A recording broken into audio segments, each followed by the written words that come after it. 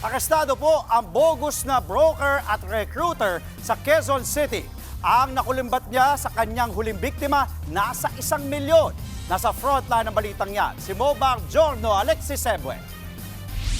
Hindi na nakapalag ang 33 anyos na lalaki niyan ng palibutan ng mga pulis sa entrapment operation sa Quezon City nitong Huwebes. Nagpakilala daw na recruiter at real estate broker si alias Chris. Nag-alok pa ito ng trabaho sa Singapore bilang waiter sa biktima niyang negosyante. Pero habang inaasikaso ang mga papeles, may iba raw munang inalok.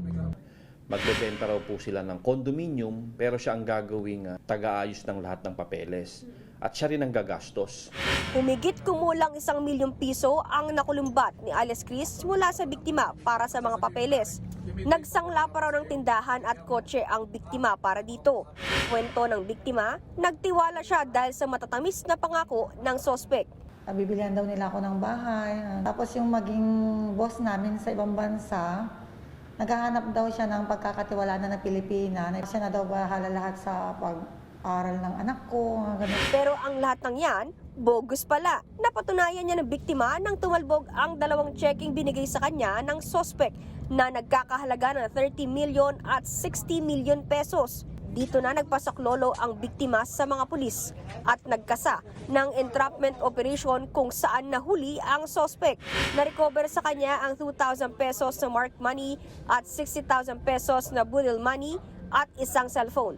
Depensa naman ng sospek. Actually, hindi ko po talaga alam na fake yung check po. Bakit kayo na po galing yun, sir? Sa client ko rin po. Nahaharap sa patong-patong na kaso ang sospek.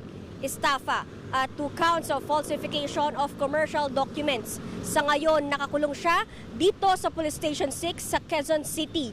Nagbabalita mula sa frontline, Mobile Journal Alexis Ebue, News 5.